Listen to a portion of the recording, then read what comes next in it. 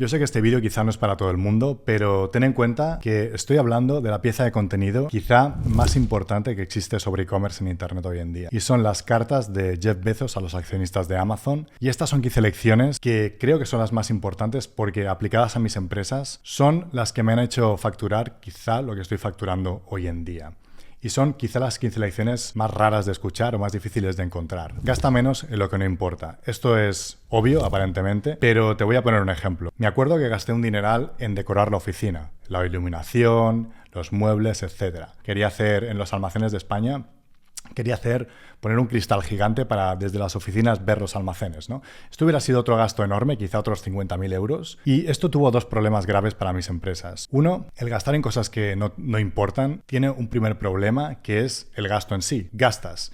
El segundo problema es el coste de oportunidad, es decir, ¿qué hubieras hecho con ese dinero para crecer, por ejemplo? Uno hubiera sido, por ejemplo, contratar a alguien más rápido. Ya había contratado, creo que a 1 o 2 personas, podía haber contratado a otra. 2, invertir en stock. Algo que definitivamente me hace crecer. Invertir en mejor calidad del producto. Difícil porque nuestro producto es muy bueno, pero podía haber invertido en otro producto, por ejemplo. Para mí también hay una cosa muy importante que es el entorno. Obviamente, el tener unas oficinas bonitas, el que los almacenes estén bien situados. Era muy importante para mí la zona, era muy importante para mí las vistas, que el almacén estuviera limpio, que fuera bonito, porque a mí me afecta mucho a la hora de trabajar que mi zona de trabajo, de mi equipo, esté en una zona muy fea. O, por ejemplo, comprarte un coche deportivo. Puede ser una estupidez en alguna parte, una etapa del negocio, pero en otra etapa quizá te da la alegría o la motivación para ir a trabajar más, para hacer más cosas, y coger el coche todos los días te puede llegar a divertir mucho. Recibe el cambio con los brazos abiertos. El cambio es una cosa que va a suceder y se pueden hacer dos cosas: rechazarlo o aceptarlo. Cuando lo aceptas se puede aceptar de dos formas. Una es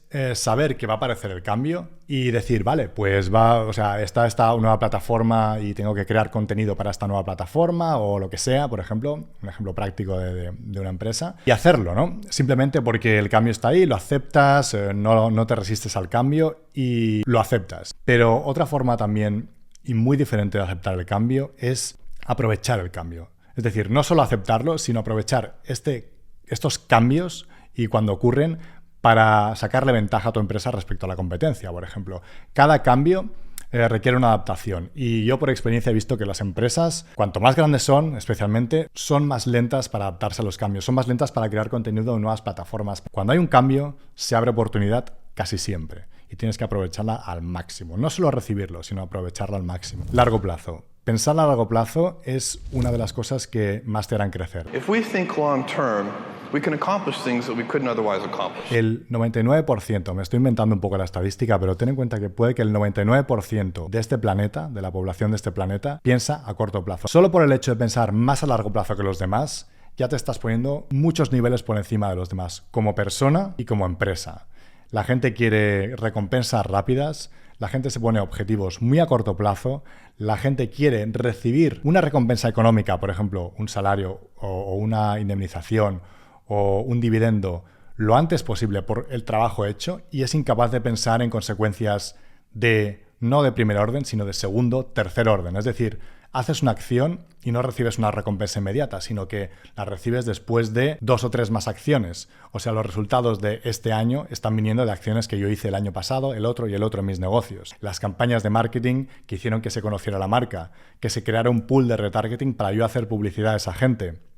Productos que vendí quizá a un coste de adquisición de cliente muy alto, pero ahora me hacen que esta gente me compre a un coste prácticamente cero de nuevo porque les encantó el producto. Enfoque en el crecimiento. No todas las empresas crecen, las empresas muchas veces facturan todos los años lo mismo, tienen un gráfico plano, por así decirlo, pero para mí y para mucha gente, como por ejemplo Jeff Bezos, el crecimiento es una parte clave de la empresa. La empresa tiene que crecer, pero para mí pensar en crecimiento es primordial. Y para resumir, el crecimiento no es otra cosa que tener una máquina de conseguir nuevos clientes y por otro lado tener una máquina de que esos clientes te compren más de una vez. En e-commerce está muy claro, tener un top del embudo de ventas y una forma de recurrencia detrás del top del embudo de ventas. La primera fase del negocio y la segunda fase del negocio, que lo llamo yo. El cliente es el centro del negocio Esto parece obvio, pero no es obvio para muchas empresas. Muchas empresas se centran en tendencias a corto plazo, en oportunidades, gaps en el mercado, en el dinero, en cuánto pueden sacar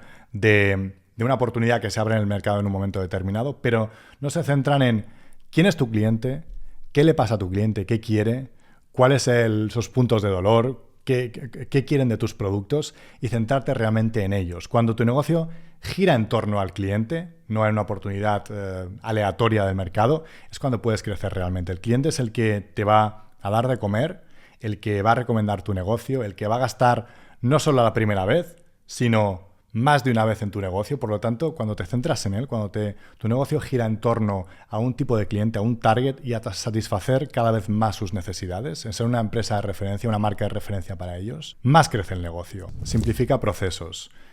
Yo creo que solo un estúpido coge algo que es simple o que no es tan complicado y lo hace más complicado. La forma, creo que más sencilla de simplificar un proceso es eliminarlo cuando no es necesario. Hay muchas cosas en la empresa que no son necesarias. Tú crees que sí, elimínalas. Incluso despide a gente si crees que no sirven para nada, ¿no? Fíjate en los procesos que ya tienes antes de implementar nuevos procesos, nuevas cosas, nuevas fuentes de tráfico, lo que sea, y elimina lo que no estés usando, no sirva para nada, y simplifica lo que ya existe. Acepta el fracaso. Y esto quiere decir, por un lado, que el fracaso quiere decir que has hecho algo y has fracasado. Quiere decir que has hecho algo, al menos, ¿no? La mayoría de gente no mueve un dedo. O sea, la mayoría de gente prefiere la inacción por no arriesgar, por no fracasar, por el miedo y todo. Y quiere decir que cuando fracasas, quiere decir que has intentado algo nuevo. Y has fracasado, pero porque has intentado algo nuevo. Por lo tanto, es algo positivo, ¿no? Siempre. El hecho de intentar cosas, ya sea cuando estás empezando un negocio o dentro de tu negocio, pues probar cosas, siempre y cuando no arruinen el negocio, es bueno porque has intentado cosas. Pero hay otra parte del fracaso que es aún más importante, que es que de cada fracaso se extrae información y esa información se puede analizar fríamente, ver qué ha pasado, ver por qué no ha funcionado, por qué ha funcionado y tomar decisiones en función de esa información. Es decir, tienes siempre datos que salen del fracaso y si los analizas, pues puedes sacar información muy valiosa. La transparencia es una cosa que cada vez, por una parte, es más difícil engañar a los clientes y por otra parte es una cosa que más valoran los clientes hoy en día e incluso los empleados, ¿no? Entonces, hoy en día, punto número 1, la gente tiene un filtro muy fino para detectar las mentiras, las cosas opacas, las tonterías que puedes decir en Internet. Y esto, aplicado a tu marca, es una cosa que tienes que tener muy en cuenta, porque si tú quieres engañar a los clientes con promociones o con lo que sea, ten en cuenta que los clientes no son tontos. Cada día tienen el filtro más fino y te van a pillar enseguida. Por ejemplo, en este canal, si yo empiezo a mentir, si yo me hago pasar por alguien que no soy, si yo me hago pasar por un empresario de éxito y no lo soy, al final me acabarán pillando. A lo mejor no es este año ni el año que viene, pero me acabarán pillando. Yo soy consciente de que toda la gente que está hablando en YouTube, porque hablar es gratis, pues quizá hoy en día pasan desapercibidos, pero la gente acaban pillándolos. Y número 2, creo que los clientes, pero también los empleados valoran mucho la transparencia. O sea, cuáles son los objetivos de la empresa, cuáles son los objetivos también de cara a los clientes de la empresa y pues cosas como la facturación, cosas como los sueldos, este tipo de cosas creo que los empleados cada día valoran más que seas transparente de qué está pasando en la empresa, cuáles son tus intenciones, cuáles son los números, etc. Invierte en empleados. Esto es una cosa que yo, por ejemplo, lo veo todo como un negocio, ¿no? Creo que un negocio no puede existir si no contratas a gente. Hay gente que empieza un negocio, no contrata y va absorbiendo todo. Y esto es porque no pasa de la mentalidad de, pues, trabajador a persona de negocios. Cuando pasas a persona de negocios es cuando empiezas a contratar. Y contratar quiere decir 3 cosas. Contratar, efectivamente, entrenar y culturizar. Quiere decir que tienes que empezar a contratar, perder el miedo a contratar y perder el miedo a despedir, porque contratar quiere decir despedir también. Lo segundo es entrenar. Tienes que entrenarlos. Oí decir una vez que hay que entrenar a los empleados de forma que puedan contratarlos cualquier empresa, se puedan ir cuando quieran, pero tratarlos tan bien que nunca quieran dejar tu empresa. Luego culturizar. Mi empresa tiene una cultura muy potente y mi grupo de empresas, y para mí es muy importante que se sientan parte de la empresa. Esto obviamente, tiene que ir acompañado del sueldo correspondiente. Si les pagas poco y les dices que se involucren en la empresa, no tiene sentido. Igual que tú tienes una proyección a largo plazo, unos objetivos y sientes cómo crece la empresa y cómo tú te beneficias de ese crecimiento, los empleados también tienen que tener la sensación de que crecen con la empresa y se benefician de ese crecimiento, no solo tú. Invierte en nuevas tecnologías. Un ejemplo claro de esto es, por ejemplo, cuando salió Shopify. Nosotros me acuerdo que estábamos utilizando una web hecha para nosotros, customizada, y era un desastre, ¿no? Cuando salió Shopify, tiempo después nos cambiamos a Shopify y el mismo día creo que ya conseguimos más ventas solo por el hecho de tener la plataforma en Shopify, por cómo estaba estructurada la arquitectura de la página, la experiencia del usuario. Y esto ligado a los otros puntos que he dicho, es que hay tecnología ahí fuera que está muy avanzada. Si tú creas tu propia tecnología en tu negocio, por ejemplo, una cosa en la que no eres bueno, por ejemplo, yo soy bueno en e-commerce, en sacar líneas de productos, pero no en desarrollar webs, ¿no? Shopify tiene una tecnología muy avanzada, invierte mucho en esa tecnología y hoy en día lo que creo que es muy importante es, si eres un negocio pequeño como nosotros, como tú, por ejemplo, o como nosotros, es invertir o utilizar tecnología que está desarrollando otra empresa y aprovecharla tú, como Shopify. Si yo me pongo a desarrollar mi propia tienda online con mi propio código, yo sé que va a ser un problema. Por lo tanto, elijo utilizar la tecnología que existe y la aprovecho para mí. Invierte en logística. Esto Jeff Bezos lo tenía clarísimo desde el día que creó Amazon. Y es que, por ejemplo, para mí, el e-commerce tiene 3 pilares. Uno es el producto, línea de productos. 2 es la difusión, cómo vendes el producto en la tienda online, Amazon, cómo haces la publicidad, etcétera, todo lo que es quizá marketing, difusión, venta.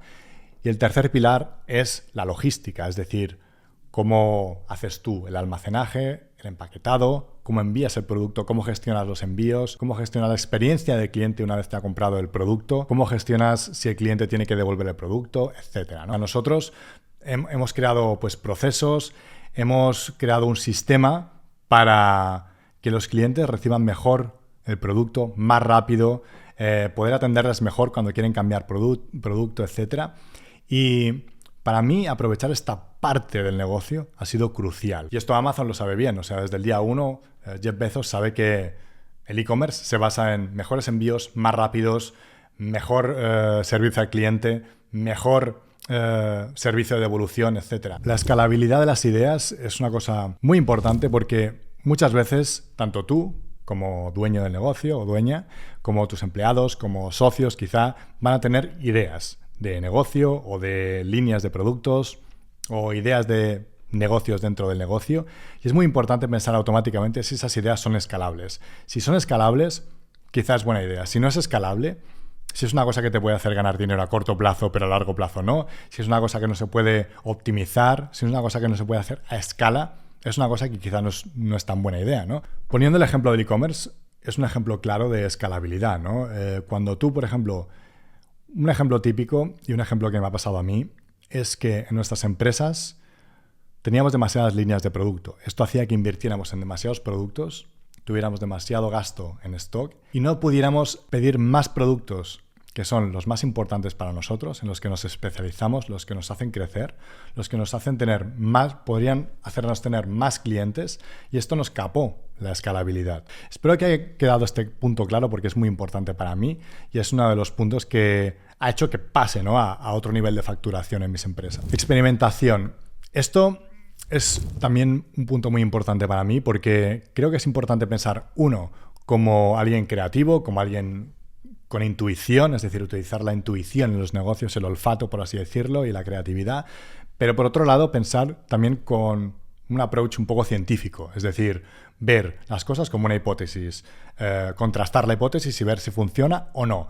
Puede funcionar o puede no funcionar, y si no funciona, extraer, o si funciona, extraer la información, los datos, y aprender de esos datos para luego pues, aplicarlo a ese mismo proceso o a otros procesos. La automatización de los procesos es un punto clave para escalar. Piensa en, si estás en si has estado en mi programa de e-commerce, pienso siempre en embudos de venta horizontales que tienen 3 fases, y el embudo de ventas horizontal yo lo veo como una cañería. Y el mejor ejemplo es el de la cañería. Quédate con esto, un embudo de ventas horizontal, tienen que pasar clientes.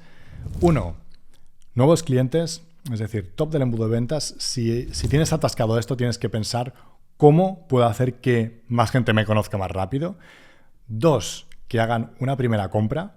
Y 3, si te están comprando, pues una segunda vez. Si tienes un atasco en alguna de estas partes, tienes que hacerlo más eficiente para poder escalar, para hacer que cada uno de los procesos, cada una de estas partes de la cañería se pueda hacer a escala, multiplicado. Y para eso tienes que tener procesos automatizados y eficientes en la empresa. El marketing siempre es una inversión y nunca es un gasto. Voy a demostrártelo. Cuando haces una campaña de publicidad, mucha gente me dice, no me funciona la publicidad o lo que sea. Esto puede ser por 1000 cosas. Puede ser porque el producto es una mierda, porque la web es una mierda, porque no estás haciendo bien nada, porque no estás haciendo bien una parte, ¿no? Tiene muchas partes una campaña de publicidad. No solo es el anuncio, no solo es el target, son muchas. Pero si haces una campaña bien hecha, pongamos, y tú quieres conseguir X ventas, pues no sé, te gastas X dinero y en vez de conseguir 100 ventas consigues 10. Aún así, si la campaña ha llegado a 1 millón de personas, ten en cuenta que esa campaña la han visto 1 millón de personas. De ese 1 millón de personas puede que 100.000 hayan entendido tu producto, 10.000 se acuerden de tu marca y haya creado algún tipo de sentimiento. No solo eso, sino que creas, por ejemplo, en Facebook, puedes crear un pool de retargeting, una audiencia de todo el mundo que ha interactuado con ese anuncio, todo el mundo que ha interactuado con tus cuentas gracias a ese anuncio, todo el mundo que se ha suscrito, por ejemplo, o te ha seguido en Instagram. Y luego puedes hacer retargeting a esa gente. Ya es la segunda vez con un segundo creativo, con un segundo anuncio que les haces publicidad. Por lo tanto, es mucho más eficiente que el primero. Y el primero no quedó en saco roto, no fue un gasto. Fue la inversión para que el segundo anuncio les llegue con más claridad y te compren, sea más probable que te compren, ¿no? Yo, que para mí es muy difícil conseguir nuevos clientes, siempre pienso, voy a hacer una campaña siempre pensando en A, el objetivo de esa campaña, B, en el pool de retargeting que voy a tener gracias a esta campaña y lo que me van a conocer y el retargeting que puedo hacer a esta gente gracias a esa campaña en el futuro.